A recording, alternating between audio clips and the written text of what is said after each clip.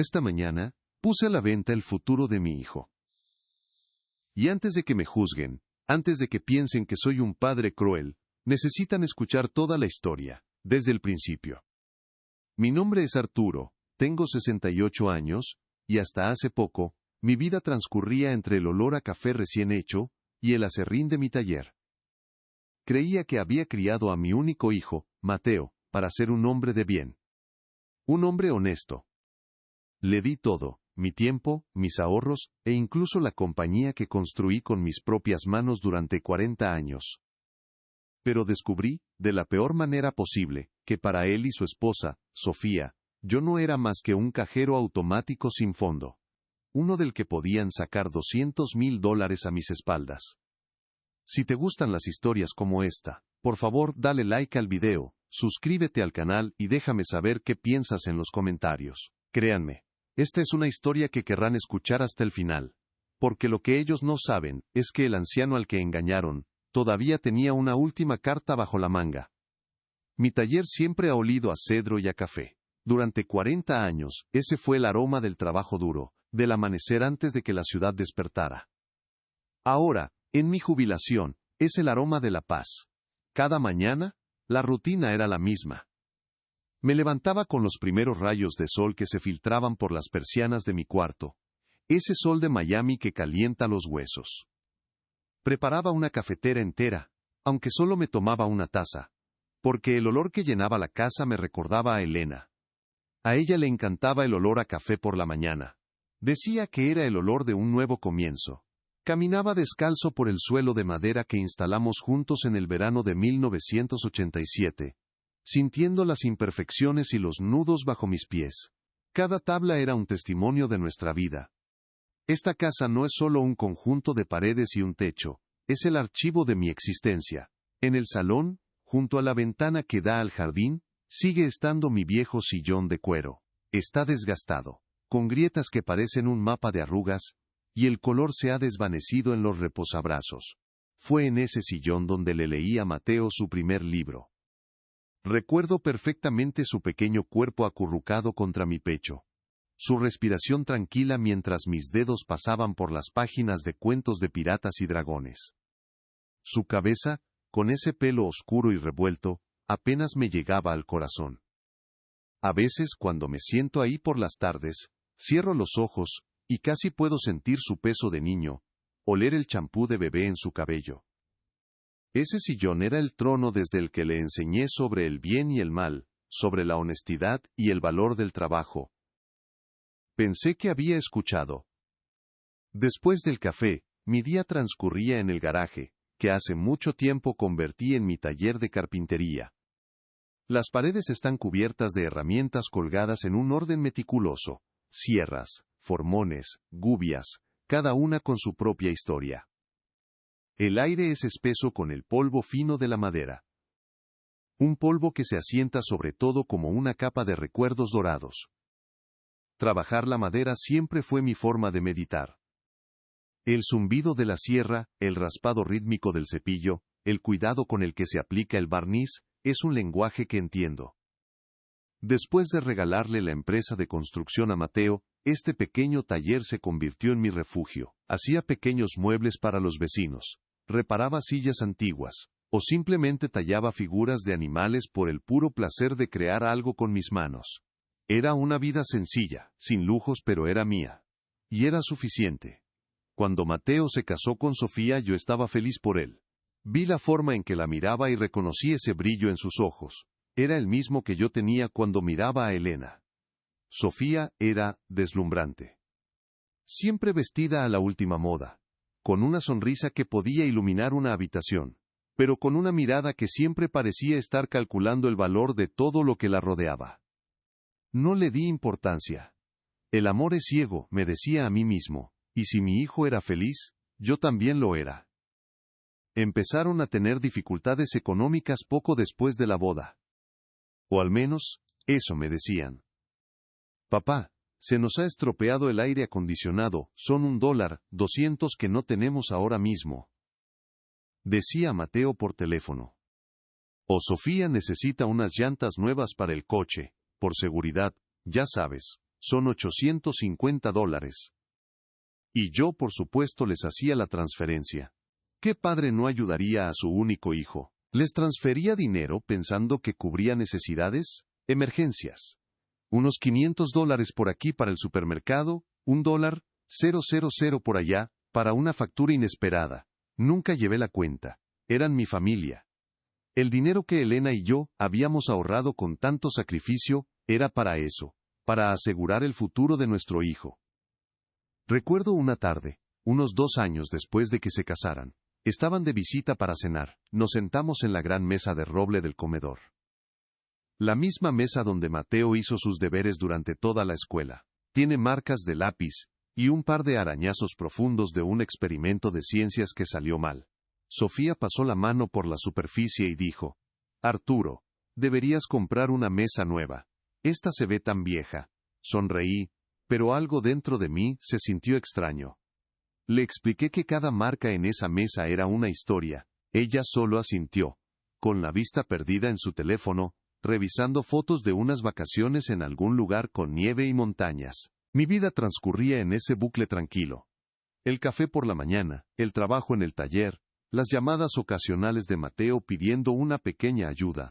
Yo vivía modestamente. Mi camioneta tenía 15 años, mi ropa era funcional, no elegante. No necesitaba más. Mi alegría provenía de saber que mi hijo tenía una buena vida. Que la empresa que yo construí le estaba dando la seguridad que yo nunca tuve a su edad. Creía que le había dado no solo un negocio, sino también los cimientos morales para dirigirlo con integridad. Me sentaba en mi sillón de cuero por las noches, con una taza de té, mirando las fotos en la repisa de la chimenea. Elena y yo el día de nuestra boda, Mateo en su graduación universitaria, su rostro lleno de promesas. Me sentía orgulloso. Me sentía en paz. No tenía ni la más remota idea de que los cimientos de mi vida, construidos con tanto amor y sudor, estaban a punto de ser demolidos por la misma persona para la que los había levantado. El primer temblor, la primera grieta en la fachada de nuestra familia, no fue un terremoto, sino una vibración casi imperceptible. Sucedió una noche de domingo, durante una de sus visitas cada vez menos frecuentes. Había pasado la tarde cocinando el estofado de res que a Mateo le encantaba desde niño, el aroma a romero y vino tinto llenando cada rincón de la casa. Un olor que para mí era sinónimo de hogar. Estábamos sentados a la mesa de roble, la misma que lijé y barnicé con mis propias manos el año en que nació. Sofía picoteaba su comida, con el tenedor en una mano y el teléfono en la otra. De repente, levantó la vista, sus ojos recorriendo la habitación con una evaluación fría. «¿Sabes, Arturo?», dijo, con una dulzura que no llegaba a sus ojos. Este comedor se vería increíble con una de esas lámparas de cristal modernas. Y quizás, unas sillas nuevas. Estas son tan marrones. Mateo, que hasta ese momento había estado devorando su plato, se detuvo, miró a Sofía y luego a mí, con una sonrisa incómoda. «Cariño, a papá le gustan sus cosas», dijo, pero su voz carecía de convicción. Era una defensa débil, casi una disculpa. Yo no respondí, solo miré las sillas. Recordé el día que Elena y yo las compramos en una tienda de segunda mano, emocionados por haber encontrado un juego completo por solo $80. Pasamos todo un fin de semana reparándolas y tapizándolas juntos en el garaje. Eran más que sillas. Eran un trofeo de nuestro esfuerzo compartido. El comentario de Sofía no fue una simple sugerencia de decoración. Fue un borrón. Un intento de borrar una historia que no era la suya. Esa noche, por primera vez, sentí un frío que no tenía nada que ver con la temperatura de la casa. Era la sensación de ser un extraño en mi propio museo de recuerdos. A partir de ahí, las grietas se hicieron más evidentes. Las llamadas pidiendo dinero cambiaron de tono. Ya no eran para emergencias, ahora eran para oportunidades. «Papá».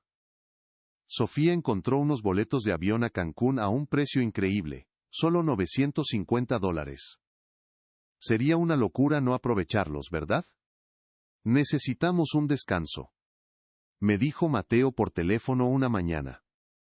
La palabra necesitamos empezó a sonar diferente, más como una exigencia que como una petición.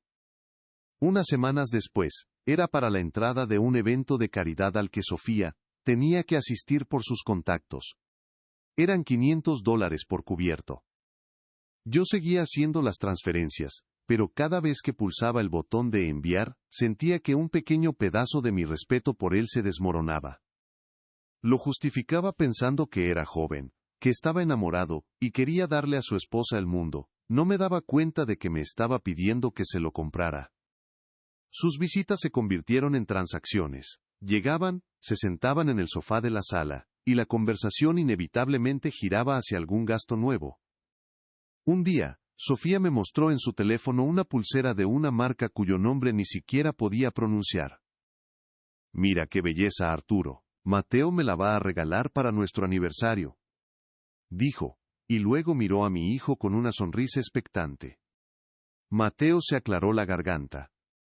Bueno, estoy trabajando en ello, dijo, y luego sus ojos se posaron en mí. El mensaje era claro. Ese día no me pidieron dinero directamente, pero la presión flotaba en el aire, densa y sofocante como la humedad de agosto. Se fueron 20 minutos después, alegando que tenían una cena. Mientras cerraba la puerta tras ellos, me di cuenta de que no me habían preguntado ni una sola vez cómo estaba yo. La herida más profunda, sin embargo, llegó de forma casual, envuelta en una falsa preocupación. Estaban de visita un sábado por la tarde. Yo estaba en el jardín, podando las rosas de Elena, un ritual sagrado para mí. Sofía se acercó, con sus zapatos de diseñador hundiéndose ligeramente en el césped. Este jardín es precioso, Arturo, comenzó, pero da tanto trabajo, y la casa es tan grande para una sola persona. Hizo una pausa, mirando hacia la fachada de ladrillo que yo mismo había colocado. ¿No has pensado en vender? Podrías comprar un condominio de lujo en Brickell, sin mantenimiento, con piscina, seguridad, y te quedaría un montón de dinero para disfrutar de verdad tu jubilación. Para viajar, para vivir bien. Mateo, que estaba a su lado, asintió con entusiasmo. Tiene razón, papá, sería una vida mucho más fácil para ti. Me quedé quieto, con las tijeras de podar en la mano. El sol de la tarde me daba en la cara, pero por dentro sentía un frío glacial. Vender la casa, vender el lugar donde vi a mi hijo, dar sus primeros pasos, donde cené con mi esposa cada noche durante 35 años, donde cada crujido del suelo era una nota en la sinfonía de mi vida. No me estaban ofreciendo una vida más fácil, me estaban pidiendo que liquidara mi pasado para financiar su futuro. Miré sus rostros, tan jóvenes, tan ansiosos, y vi por primera vez no a mi hijo y a su esposa, sino a dos extraños calculando el valor de mis recuerdos. No dije nada. Solo me volví hacia mis rosas, y corté una flor marchita. El chasquido seco de las tijeras fue la única respuesta que les di. Esa noche, me senté en mi viejo sillón de cuero en la oscuridad del salón, y la casa se sintió inmensa y vacía. La paz que siempre había encontrado entre esas paredes se había ido. En su lugar, había una duda silenciosa y terrible, una pregunta que no me atrevía a formular en voz alta. ¿En quién se había convertido mi hijo? El golpe de gracia no llegó con un portazo ni con gritos. Llegó en una tarde de martes, envuelto en una falsa normalidad que lo hizo aún más grotesco. Yo estaba en mi taller, lijando una pequeña caja de pino, cuando oí el sonido de su lujosa SUV, deteniéndose en la entrada. No los esperaba. Entraron sin llamar, como si todavía tuvieran ese derecho. Mateo llevaba una camisa de lino que probablemente costaba más que mi factura de electricidad de todo un año. Sofía, como siempre, parecía sacada de una revista, con unas gafas de sol enormes puestas sobre la cabeza, a pesar de que ya atardecía. Me encontraron en el garaje, cubierto de aserrín. «Papá, te estábamos buscando», dijo Mateo con una sonrisa que no le llegaba a los ojos. Se apoyó en mi banco de trabajo, mirando mis herramientas con una mezcla de curiosidad y desdén, como si fueran reliquias de un mundo olvidado. Sofía no se molestó en disimular, sus ojos recorrieron el desorden organizado de mi taller. su nariz arrugándose ligeramente. Hola Arturo. Vaya, sigues con tus hobbies. La palabra hobbies sonó como un insulto, como si mi vida entera fuera un pasatiempo sin importancia. Dejé la lija sobre la madera y me limpié las manos en un trapo viejo. No dije nada. Solo esperé. Sabía que no estaban allí para ver cómo me encontraba. Bueno, al grano, continuó Sofía cruzando los brazos. Mateo y yo hemos estado hablando, y tenemos una propuesta para ti, una solución en realidad, para todos. Me condujeron al salón, y me sentaron en mi propio sillón de cuero como si fuera un acusado a punto de recibir su sentencia. Se sentaron frente a mí, en el sofá donde Elena y yo solíamos ver películas los viernes por la noche. La imagen era una profanación. Mateo se aclaró la garganta asumiendo el papel de negociador. Papá, sabemos que las cosas pueden ser difíciles a tu edad. Administrar una casa tan grande, las finanzas, todo eso. Y hemos notado que has estado gastando un poco más de la cuenta últimamente. Hizo una pausa, esperando que yo reaccionara. Mi corazón era una piedra en mi pecho. ¿Gastando? Él se atrevía a decirme eso a mí. Sofía intervino, impaciente. Lo que Mateo quiere decir es que hemos visto el estado de tu línea de crédito. $200,000, Arturo. Es una cantidad enorme. Nos preocupamos por ti. ¿Cómo vas a pagar eso con tu pensión? Su voz estaba impregnada de una preocupación tan falsa que casi podía oler el veneno. Me quedé mirándolos. La luz del atardecer entraba por la ventana, iluminando las partículas de polvo que flotaban en el aire. Vi el rostro de mi hijo, el mismo rostro que había besado miles de veces cuando tenía fiebre, el mismo que había visto iluminarse de orgullo en su graduación. Ahora, ese rostro era una máscara de codicia. ¿Y cuál es su solución?, pregunté. Mi voz salió tranquila, nivelada, sorprendentemente firme. Fue Sofía quien respondió, inclinándose hacia adelante, con los ojos brillantes de excitación. Es simple, vendes la casa, el mercado está en su punto más alto. Podrías conseguir fácilmente $1 millón por ella. Con eso, pagas el préstamo de $200,000. Te compras un bonito condominio en Aventura, algo pequeño y manejable. Y el resto, bueno, el resto nos lo das a nosotros. Sentí como si el aire hubiera sido succionado de mis pulmones. No era una sugerencia, era una orden. Estaban planeando mi vida, despojándome de mi hogar, de mis recuerdos. Y ni siquiera tenían la decencia de fingir que era por mi bien. Sería como un adelanto de la herencia, añadió Mateo, como si eso lo hiciera sonar más noble. Piénsalo, papá, nos ayudarías a asegurar nuestro futuro. Sofía quiere abrir una galería de arte. Yo quiero expandir el negocio a nivel nacional. Necesitamos capital.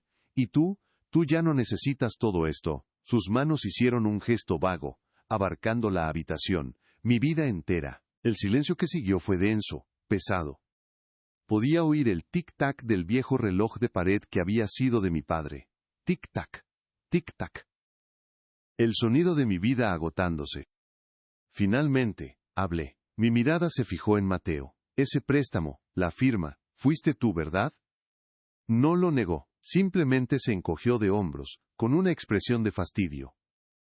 Era necesario, papá. Teníamos una oportunidad de inversión que no podíamos dejar pasar. Iba a devolvértelo antes de que te dieras cuenta. Pero no lo hiciste, dije, no como una pregunta sino como una declaración. Fue entonces cuando Sofía perdió la paciencia. Se puso de pie, su voz subiendo de tono, afilada como un cristal roto. Oh, por favor, Arturo, deja el drama. Es solo dinero. Y esta es solo una casa vieja. ¿De qué te sirven todos estos trastos viejos y estos recuerdos? No puedes llevarte el sillón al más allá. Nosotros estamos vivos, tenemos un futuro. Un futuro que tú deberías estar feliz de financiar. Es tu deber como padre. Esa fue la frase, tu deber como padre. Esas palabras resonaron en el espacio vacío que había dejado mi corazón. Miré el sillón de cuero desgastado. Recordé a un niño pequeño acurrucado en mi pecho, sintiéndose seguro del mundo. Ese niño ya no existía. En su lugar había un hombre hueco, un extraño. La tristeza que me había paralizado durante una semana se evaporó. En su lugar, sentí algo nuevo. Algo frío, claro y afilado como el acero. Era la calma que precede a la tormenta. Levanté la vista hacia ellos. Mi expresión no cambió. No había ira ni dolor. Solo un vacío. Lo pensaré, dije en voz baja. Se miraron, sonriendo con suficiencia, como si hubieran ganado. Bien, dijo Sofía recogiendo su bolso. No tardes mucho. El mercado inmobiliario no espera a nadie. Los acompañé hasta la puerta. Mientras su coche desaparecía por la calle, me quedé en el porche, sintiendo la brisa cálida de la noche. Volví a entrar y cerré la puerta. El clic del cerrojo sonó definitivo. Caminé de regreso al salón y me senté en mi sillón. Ya no era un trono de recuerdos. Ahora era un puesto de mando. Habían cruzado la última línea. Habían asesinado al padre amoroso y habían despertado a algo más. Algo que no esperaban. Algo que les enseñaría el verdadero significado de la palabra deber. El clic del cerrojo resonó en el silencio de la casa, un sonido metálico y definitivo que parecía sellar una puerta no solo a la calle, sino a la vida que había conocido hasta ese momento. No corrí. No grité. Ni siquiera sentí la necesidad de romper algo. Mis pies se movían sobre el suelo de madera que crujía familiarmente. Cada paso deliberado, pesado, llevándome de vuelta al salón. Me dejé caer en mi viejo sillón de cuero. El mismo donde le leía a Mateo sobre piratas y tesoros escondidos. Su pequeña cabeza apoyada en mi pecho, pero esa noche, el cuero gastado no se sentía como un abrazo, sino como una armadura. El dolor en mi pecho, ese nudo apretado que me había estado ahogando durante una semana, no se disolvió. Se congeló, se convirtió en algo sólido, frío e inquebrantable como el granito. Sus palabras, es tu deber como padre, flotaban en el aire como un veneno inodoro. Las repetí en mi mente, una y otra vez, hasta que dejaron de doler, y empezaron a tener un nuevo significado. Miré alrededor de la habitación, a las fotos en la repisa de la chimenea, a las marcas en la pared donde medíamos la altura de Mateo cada año. Ellos veían todo esto como activos para liquidar, como un cajero automático con paredes. No entendían que un hogar no se mide en metros cuadrados, sino en latidos del corazón, y de repente, lo entendí. Tenían razón. Tenía un último deber como padre, enseñarles una lección. Una que no estaba en los libros de cuentos que le leía en este mismo sillón. Una lección sobre el valor real de las cosas. Una lección sobre las consecuencias. No pasé la noche lamentándome. Me levanté del sillón con un propósito que no había sentido en años. La fragilidad de mis 68 años pareció desvanecerse, reemplazada por una claridad glacial. Bajé al sótano. El aire era frío, y olía a tierra húmeda y a tiempo guardado. Allí, en una esquina, detrás de unas cajas de adornos navideños de Elena, estaba el viejo archivador de metal gris, que no había abierto en casi una década. La llave, guardada en un pequeño sobre en mi billetera, giró en la cerradura con un chirrido metálico que protestaba. Mis dedos, acostumbrados a la textura de la madera, buscaron entre viejas facturas y garantías hasta que encontraron una carpeta de cartón azul. El polvo cubría la superficie. La abrí. Dentro estaban los documentos de constitución de Construcciones Morales. Y allí, en la página 3, artículo 5, estaba la cláusula que mi hijo, en su arrogancia juvenil y su prisa por tomar el control, había olvidado por completo. Accionista mayoritario, Arturo Morales, 51%. Una sonrisa delgada, una que no había sentido en mi rostro en mucho tiempo, se dibujó en mis labios mientras subía las escaleras. Ellos creían que estaban acorralando a un anciano cansado y sentimental, un obstáculo en su camino hacia la vida de lujos que sentían merecer. Estaban a punto de descubrir que habían despertado al dueño del tablero de juego. Y yo apenas estaba comenzando a mover mis piezas. No iban a verlo venir. A la mañana siguiente el sol entró por la ventana del dormitorio con la misma calidez de siempre, pero algo en la casa había cambiado. O quizás, quien había cambiado era yo. El olor a café llenó la cocina como cada día, pero esta vez no era un aroma de nostalgia sino de combustible. No caminé descalzo sobre la madera, sintiendo el peso de los años. Me puse mis viejas botas de trabajo, las mismas que usé durante 4 décadas para levantar muros y construir futuros. El futuro de mi hijo. Hoy, empezaba a construir el mío. No desayuné. En su lugar, me senté a la mesa de roble con una taza de café negro y una libreta. La primera llamada no fue a Mateo. Fue a un número que no marcaba desde hacía 5 años, el de Ricardo Ramírez, un abogado de la vieja escuela, un hombre cuya honestidad era tan sólida como el hormigón que yo solía verter.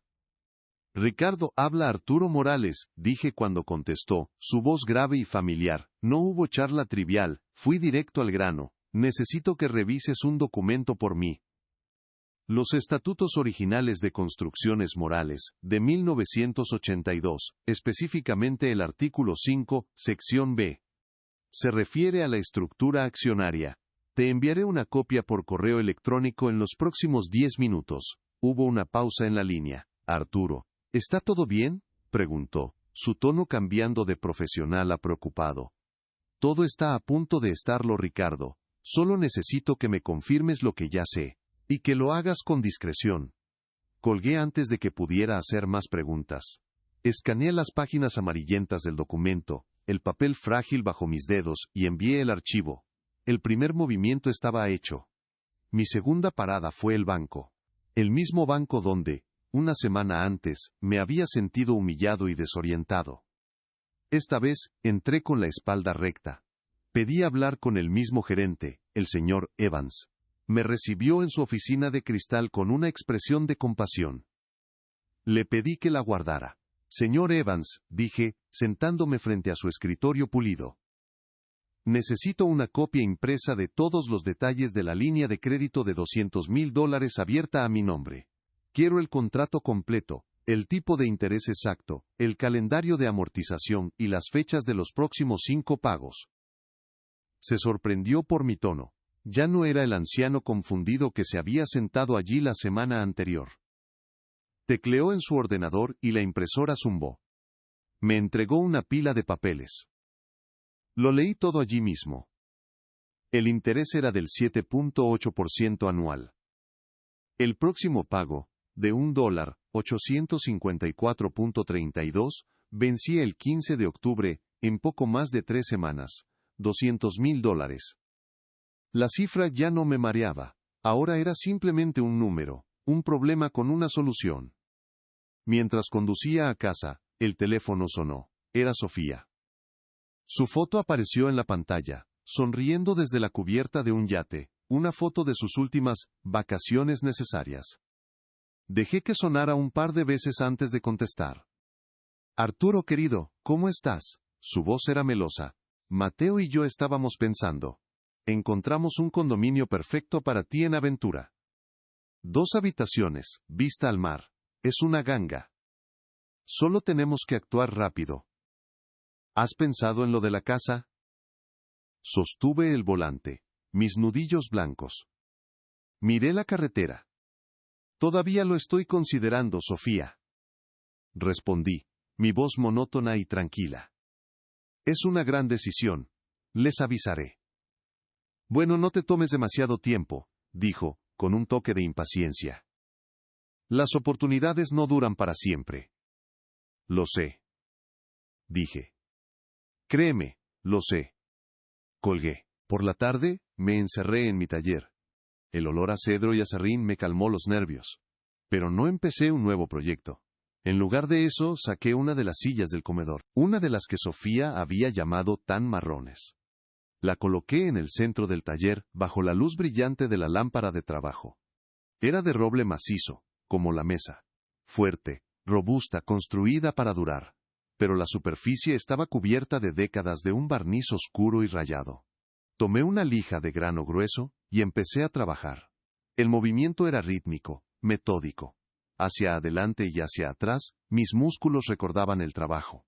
Con cada pasada, el barniz oscuro se convertía en polvo, revelando la madera clara y hermosa que había debajo. Estaba quitando lo viejo, lo feo, lo que ocultaba el verdadero valor. Estaba haciendo exactamente lo que planeaba hacer con la empresa. Mientras lijaba, hice otra llamada. Esta vez a Carlos, mi antiguo contable, Un hombre que se había quedado en la empresa después de mi jubilación por lealtad a mí. Carlos, soy Arturo. No te preocupes, no es nada malo. Solo una pregunta de un viejo amigo. ¿Cómo van los números? Mateo me dice que las cosas van bien. Pero ya sabes cómo son los jóvenes, siempre optimistas. Carlos dudó, pero mi tono lo tranquilizó. Jefe, dijo, todavía llamándome así, van mejor que bien. Acabamos de firmar el contrato para el complejo residencial, Vistas de Coral Gables. Un proyecto de $2.5 millones. El flujo de caja es el más alto que hemos tenido en 10 años. Agradecí la información y le pedí que mantuviera nuestra conversación en privado. $2.5 millones. Mi hijo y su esposa me estaban ahogando por $200,000 mientras nadaban en un río de dinero que yo había creado. La última capa de barniz oscuro se desprendió de la silla. Justo cuando el sol se ponía tiñendo el cielo de naranja y púrpura, mi teléfono volvió a sonar. Era Ricardo Ramírez. Arturo, he revisado los documentos 3 veces, es hermético. La cláusula de accionista mayoritario es irrevocable y te otorga un control total sobre todas las decisiones importantes. Tu 51% anula cualquier cosa que él, como director general con el 49%, pueda intentar. Legalmente la empresa sigue siendo tuya para dirigirla como mejor te parezca. Dime, ¿cuál es tu próximo movimiento? Me quedé mirando la silla de comedor, ahora desnuda, mostrando la fuerza y la belleza de su madera original. Estaba lista para un nuevo acabado, uno que la protegería y realzaría su verdadero valor. Mi próximo movimiento, Ricardo, dije, mi voz tan firme como el roble que tenía delante, es convocar una junta extraordinaria de accionistas. Quiero que redactes la notificación oficial. La fecha será el 1 de noviembre a las 9 de la mañana. ¿Y el lugar? El lugar será aquí mismo, en mi casa. En la mesa del comedor. El plan no era una explosión de ira, sino un trabajo de demolición silencioso y controlado. Ladrillo a ladrillo, iba a desmantelar el mundo que habían construido sobre mis cimientos. Los días que siguieron a mi llamada con Ricardo se convirtieron en una serie de movimientos precisos, cada uno ejecutado con la frialdad de un cirujano. El correo llegó 2 días después. No era una simple carta, era un sobre grande y rígido de la firma Ramírez y Asociados. Dentro, en papel grueso con membrete, estaba la notificación oficial para la Junta Extraordinaria de Accionistas de Construcciones Morales. La leí palabra por palabra. El lenguaje era formal, legalista, impersonal. Citaba el artículo 5, sección B, de los estatutos de la compañía. Requería la presencia de todos los accionistas, el día 1 de noviembre a las 9 de la mañana, en la dirección de mi casa. Firmé mi copia, la puse en un sobre con acuse de recibo, y la llevé yo mismo a la oficina de correos. Pagué los $7.85 por el envío certificado. Mientras el empleado sellaba el sobre, sentí el peso de ese simple acto. Era el primer ladrillo que quitaba. El aviso llegaría a la oficina de Mateo en 48 horas. El reloj había empezado a correr. Mi siguiente paso requería más sutileza. Llamé a Carlos, mi antiguo contable, y le pedí que nos viéramos. No en su oficina, ni en mi casa. Elegí un pequeño café cubano en la calle 8, un lugar ruidoso y lleno de vida, donde nadie nos prestaría atención. Nos sentamos en una mesa esquinera, el olor a café fuerte y a pastelitos de guayaba flotando en el aire. Carlos llegó nervioso, con un maletín de cuero gastado. No le conté toda la historia, solo lo necesario. Carlos, necesito entender la salud financiera real de la empresa. No los informes que Mateo presenta, sino los números crudos. Él asintió, entendiendo la gravedad de mi petición. Abrió su computadora portátil y me la giró. Lo que vi me revolvió el estómago. No era malversación en el sentido clásico, era algo peor. Un desprecio absoluto. Había retiros mensuales de $5,000, bajo el concepto de gastos de representación, que iban directamente a una cuenta personal de Sofía. Vi el pago de un arrendamiento de $1,800 mensuales por su SUV de lujo, clasificado como vehículo de empresa. Vi facturas de hoteles en Aspen por $12,300 y cargos en boutiques de Bal Harbour que sumaban más de $30,000 en los últimos 6 meses, todo cargado a la tarjeta de crédito corporativa. Y lo peor de todo, un pago de $50,000 a una consultora de arte inexistente, S. Morales Consulting, por servicios de diseño para la nueva oficina. La nueva oficina nunca se construyó. Carlos había impreso todo, cada factura, cada estado de cuenta, lo metí en una carpeta. Gracias, Carlos, le dije, mi voz apenas un susurro. Has hecho lo correcto. Con la carpeta bajo el brazo, mi siguiente parada fue el banco. Volví a la oficina del señor Evans. Esta vez, no esperé a que me llamara. Entré directamente. Señor Evans, dije, poniendo la carpeta sobre su escritorio. Estoy aquí para hacer el primer pago de la línea de crédito de $200,000. Su sorpresa fue evidente. Pero Arturo, pensé que... Lo interrumpí. Voy a hacerme cargo de esto. El pago es de $1,854.32, ¿correcto? Asintió, confundido. Hice una transferencia desde mi cuenta de ahorros personal. El dinero que Elena y yo habíamos guardado para nuestra vejez. Mientras la máquina imprimía el recibo, sentí una punzada de dolor, pero la ahogué. Era una inversión. Pagar esa primera cuota no era una admisión de derrota. Era una declaración de control. El recibo con fecha del 15 de octubre se unió a los otros papeles en mi carpeta. Ahora tenía pruebas de su fraude, y la prueba de mi responsabilidad. La llamada de Mateo llegó esa misma tarde. El acuse de recibo había llegado. Su voz era una mezcla de confusión y molestia. Papá, ¿qué es esto? ¿Una junta de accionistas? ¿Por qué no me lo dijiste? Mantuve mi tono tranquilo, casi aburrido. Es solo una formalidad, Mateo. Ricardo me aconsejó que pusiéramos algunos asuntos administrativos en orden. Nada de qué preocuparse. Hubo un silencio. Podía oír a Sofía de fondo, preguntando qué pasaba. Bueno, es extraño, dijo finalmente. Y es aquí, en tu casa. ¿No podíamos hacerlo en la oficina? Me resulta más cómodo aquí, respondí. Además, así podemos hablar de lo de la casa después. ¿No es eso lo que querían? La mención de la casa pareció calmarlo. La codicia era un tranquilizante muy efectivo. Ah, claro. Está bien, papá. Nos vemos el primero. Colgó. No sospechaba nada. Me veía como un viejo tonto, jugando con papeles que no entendía. Los días siguientes los dediqué a preparar el campo de batalla, el comedor. Saqué todo de la gran mesa de roble, la limpié a fondo, luego apliqué una cera de abejas que tenía guardada, frotando la madera con movimientos largos y circulares, hasta que el grano profundo brilló con una luz cálida y rica. La superficie reflejaba la luz de la ventana como un espejo oscuro. Coloqué 3 sillas, una en cada extremo y una en el centro de un lado. En la cabecera donde yo me sentaría, coloqué la silla que había estado restaurando en el taller. La madera de roble, ahora libre de su viejo y oscuro barniz, lucía su color natural, protegida por una capa de aceite de tung, que le daba un brillo satinado. Era fuerte, honesta, hermosa en su simplicidad. Era un símbolo. El 25 de octubre, con todos mis documentos en orden, hice la llamada más importante. No fue a un abogado de familia, ni a la policía. Fue a Vargas Capital Partners, una firma de fusiones y adquisiciones con oficinas en el distrito financiero de Brickell. Hablé con un hombre llamado Alejandro Vargas, cuya voz era tan afilada y precisa como un bisturí. Le expliqué la situación de forma concisa. Soy el accionista mayoritario de una empresa constructora rentable y privada. Deseo explorar la opción de una venta total. Le envié, de forma encriptada, un resumen de los datos financieros que Carlos me había proporcionado, incluyendo el nuevo contrato de $2.5 millones.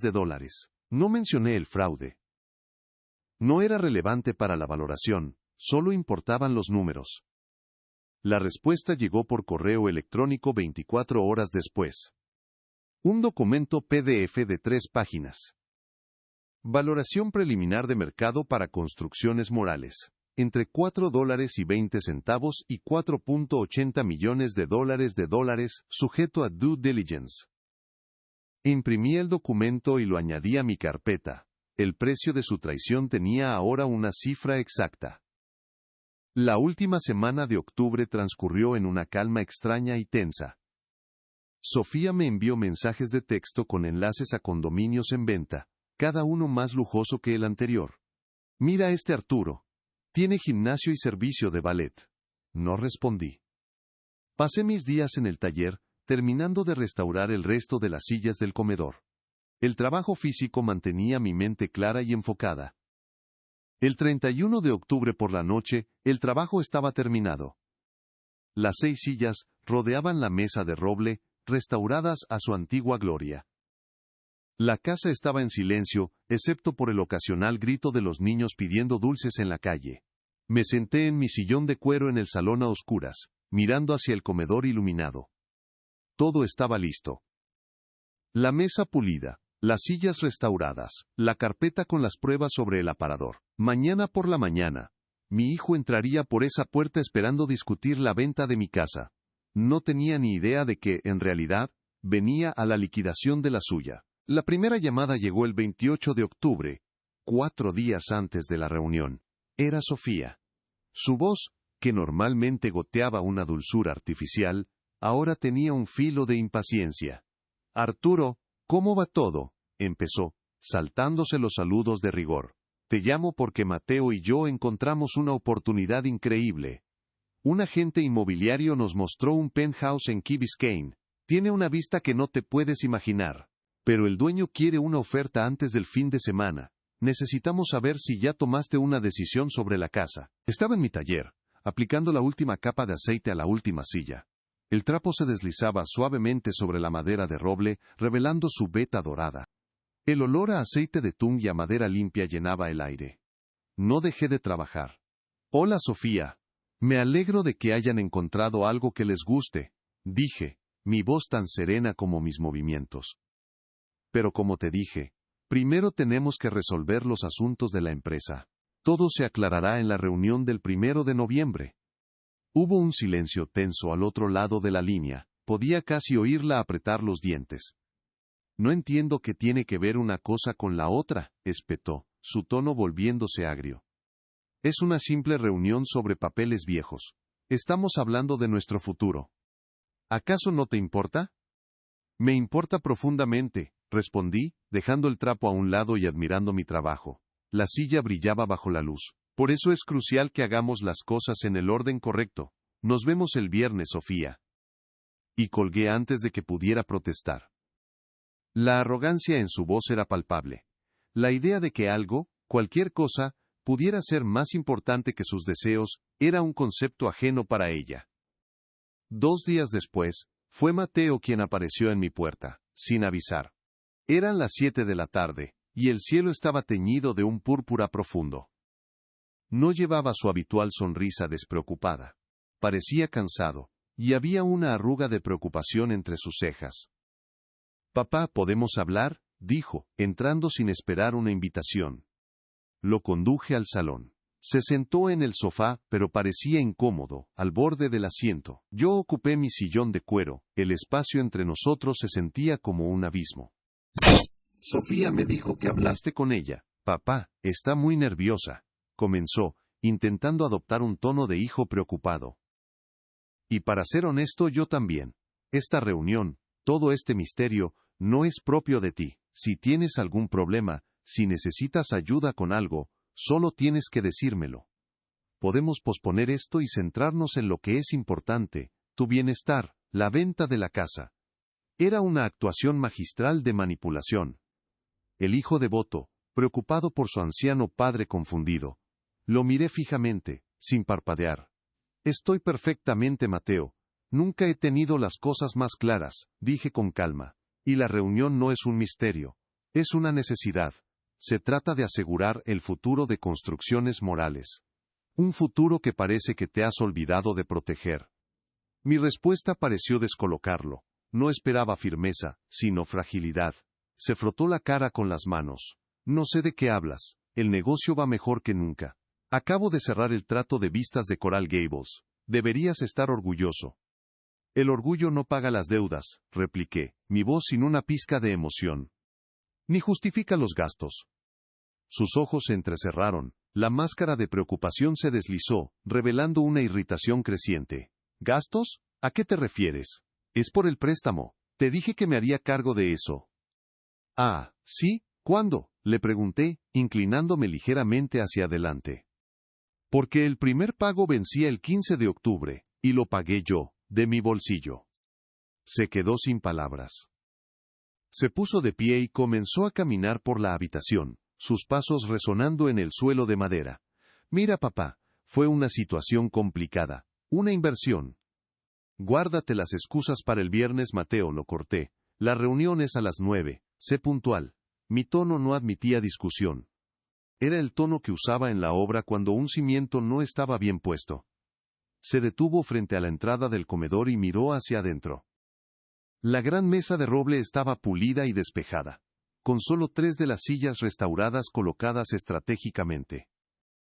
La luz de la lámpara del comedor se reflejaba en la superficie, dándole un aspecto solemne, casi como una sala de juntas. ¿Qué le hiciste a los muebles?, preguntó, su voz teñida de una extraña confusión, como si ese pequeño cambio fuera la pieza más desconcertante de todo el rompecabezas. Les quité décadas de suciedad y barniz oscuro para que se pudiera ver su verdadero valor, respondí, levantándome de mi sillón. A veces, tienes que quitar lo viejo y dañado para recordar la fuerza que hay debajo. Se giró para mirarme, su rostro una mezcla de ira y desconcierto. Por primera vez creo que vio algo en mis ojos que no reconoció. No era el padre dócil y generoso que él creía tener envuelto alrededor de su dedo. «Deja de hablar con acertijos», gritó, su control finalmente rompiéndose. «¿Qué demonios está pasando, papá? Dímelo ahora», no respondí.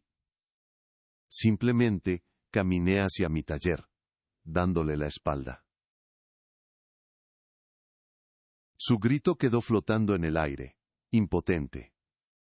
Oyó el clic de la puerta del taller al cerrarse. Se quedó solo en medio del salón, en la casa que quería vender, rodeado de recuerdos que despreciaba, y por primera vez en su vida, sin tener la menor idea de lo que iba a suceder a continuación. El control había cambiado de manos. Y él apenas empezaba a darse cuenta. A las 9 en punto, el timbre sonó. El sonido cortó el silencio de la mañana, agudo y demandante. Caminé sin prisa hacia la puerta, sintiendo la solidez del suelo de madera bajo mis botas de trabajo.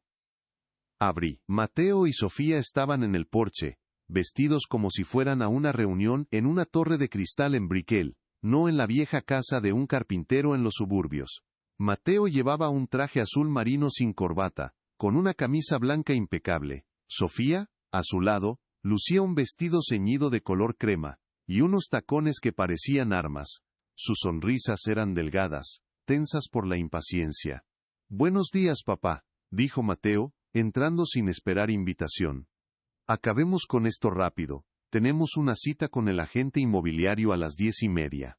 Sofía asintió, su mirada recorriendo el salón con un aire de evaluación final.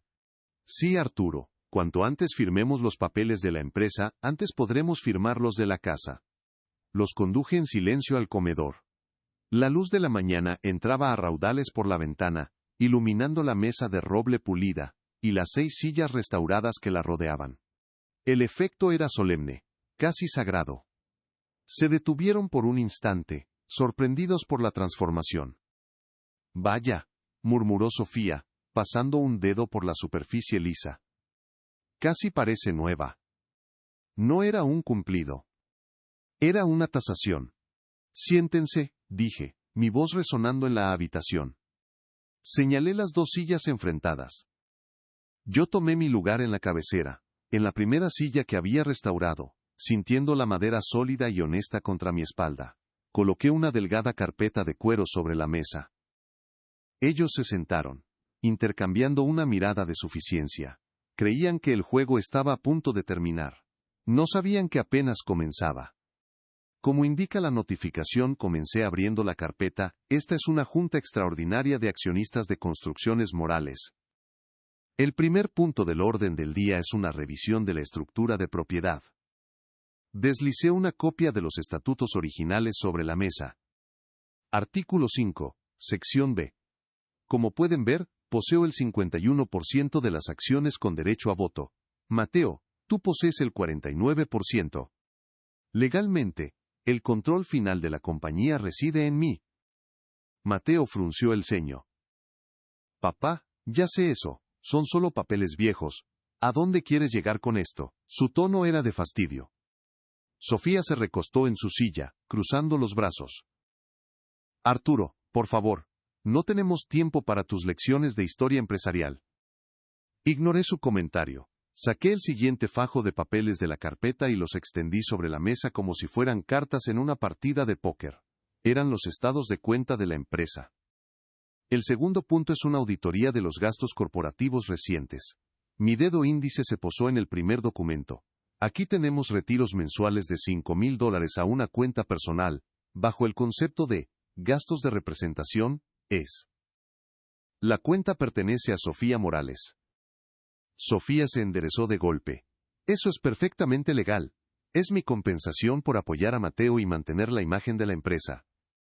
Mi dedo se movió al siguiente papel. Aquí, el arrendamiento de $1,800 mensuales por un vehículo de lujo, clasificado como activo de la empresa. El vehículo que conduces tú, Sofía. Mi dedo continuó su lento recorrido. Aquí, una factura de hotel de Aspen, $12,300. Y aquí, cargos de boutiques en Bal Harbour por más de $30,000. Son gastos de negocio, exclamó Mateo, su voz subiendo de tono. Necesitamos proyectar éxito para conseguir grandes contratos. ¿Como el contrato de $2,500,000 para vistas de Coral Gables? Pregunté sin mirarlo. Su rostro palideció. Continué, mi voz inalterable. Y mi favorito, un pago de $50,000 a S. Morales Consulting, por servicios de diseño. Una empresa fantasma registrada a tu nombre, Sofía, sin dirección física ni historial. El silencio que cayó sobre la mesa fue pesado, sofocante. La arrogancia se había evaporado de sus rostros, reemplazada por una pálida comprensión. Pero aún no había terminado. Saqué los documentos del préstamo. Los puse encima de la pila. Y finalmente, está esto. Una línea de crédito de $200,000, obtenida fraudulentamente a mi nombre. Al lado, coloqué el recibo del banco. Y aquí está el comprobante del primer pago de $1,854, que hice yo, con mi dinero, el pasado 15 de octubre. Mateo se quedó boquiabierto, su boca abriéndose y cerrándose sin emitir sonido. Sofía me miraba con puro veneno en los ojos. Tú no entiendes nada, siseó. Hicimos lo que teníamos que hacer para vivir la vida que merecemos. Fue entonces cuando deslicé el último documento sobre la mesa. La valoración de Vargas Capital Partners. Tienen razón. No lo entendía. No entendía que la empresa que construí con 40 años de sudor vale, según una valoración conservadora, $4.5 millones. Y no entendía que ustedes estaban dispuestos a destruirla y a mí con ella, por un reloj y un viaje de esquí. Me incliné hacia adelante, mi mirada fija en mi hijo. Como accionista mayoritario, y en vista de este flagrante y sistemático desfalco, he tomado una decisión ejecutiva para proteger el activo. Hice una pausa, dejando que las palabras colgaran en el aire. El tic-tac del reloj de la sala parecía el martillo de un juez. Hace 3 días, firmé una carta de intención para vender el 100% de Construcciones Morales a un grupo inversor. La venta se cerrará en 30 días. El color desapareció por completo del rostro de Mateo. Sofía dejó escapar un sonido ahogado, como si la hubieran golpeado. Como parte del acuerdo de transición, continué, mi voz fría como el hielo. Tu puesto como director general queda terminado con efecto inmediato. Las tarjetas de crédito corporativas serán canceladas antes del mediodía. El vehículo de la empresa será recogido mañana. Ya no tienes una empresa, Mateo. Ni un sueldo. Ni una cuenta de gastos. Se quedaron helados, como estatuas de cera. La incredulidad luchaba contra el horror en sus ojos. No, no puedes hacer eso, balbuceó Mateo. La empresa es mía, tú me la diste. Te di la oportunidad de dirigirla, no de saquearla, corregí, mi voz finalmente mostrando un atisbo de la furia helada que sentía por dentro. Construí esta empresa, esta casa y esta familia sobre cimientos de honestidad. Ustedes intentaron demolerlo todo por codicia. Este no es un castigo, es una consecuencia. Me levanté de mi silla. El movimiento final y definitivo. La reunión había terminado. Ahora, por favor, salgan de mi casa. No gritaron, ni discutieron. La pelea se había agotado en ellos, reemplazada por un silencio hueco y aturdido. Sofía, cuyo rostro había sido una máscara de rabia, ahora se veía pequeña. Mateo miraba la superficie pulida de la mesa, como si las respuestas estuvieran escritas en la veta de la madera. Intentó decir mi nombre una vez, papá. Pero la palabra murió en su garganta. No respondí, simplemente me quedé junto a la puerta del comedor, esperando. Finalmente, sin otra palabra, se levantaron y salieron. Observé desde la ventana cómo su lujosa SUV se alejaba de la acera, su motor un zumbido silencioso que se desvaneció en la nada. Cuando se fueron, cerré la puerta principal, y el clic de la cerradura fue diferente esta vez. No fue un sonido de finalidad o de guerra, fue un sonido de paz. La casa exhaló a mi alrededor, era mía de nuevo. El aire, que había estado denso por la tensión y el engaño, de repente se sintió ligero, limpio. La venta de Construcciones Morales se finalizó 45 días después. La transferencia, por una suma de $4.35 millones después de comisiones e impuestos, apareció en mi cuenta bancaria un martes por la mañana. Lo primero que hice fue liquidar el saldo restante de aquel préstamo de $200,000. El peso que se levantó de mis hombros fue físico. El resto del dinero está en una cuenta de inversión segura, manejada por un hombre que habla en cifras que confío. Mi vida no cambió drásticamente en la superficie. Todavía me despierto con el sol. El aroma del café sigue llenando mi cocina, pero ahora huele puramente a un nuevo día, no a un recordatorio de lo que había perdido. Paso la mayor parte de mi tiempo en mi taller. El sonido de la sierra cortando pino, y el raspado rítmico del cepillo de mano son la nueva banda sonora de mis días. Estoy construyendo una mecedora para el primer nieto de mi vecino. No lo hago por dinero, lo hago por la alegría de crear, por el simple placer de ver algo hermoso y útil tomar forma bajo mis propias manos. Esta tarde, después de terminar mi trabajo, entré en la sala de estar. El sol poniente proyectaba largas sombras a través de las tablas del suelo. Me encontré de pie frente a mi viejo sillón de cuero. Durante semanas después de esa reunión final, lo había evitado. Había sido un puesto de mando, un lugar de fría estrategia. Antes de eso, fue un santuario de recuerdos dolorosos. Pero esta noche, solo parecía un sillón cómodo. Me hundí en el cuero gastado, y se amoldó a mi cuerpo como un viejo amigo. Mi mirada se posó en las fotos de la repisa de la chimenea. Elena el día de nuestra boda. Un Mateo sin dientes en su primer día de escuela.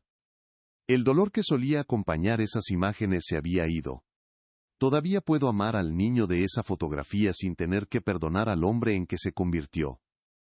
Le enseñé sobre la honestidad y el trabajo duro desde este mismo sillón, leyéndole cuentos de héroes y villanos. Nunca imaginé que elegiría el bando equivocado.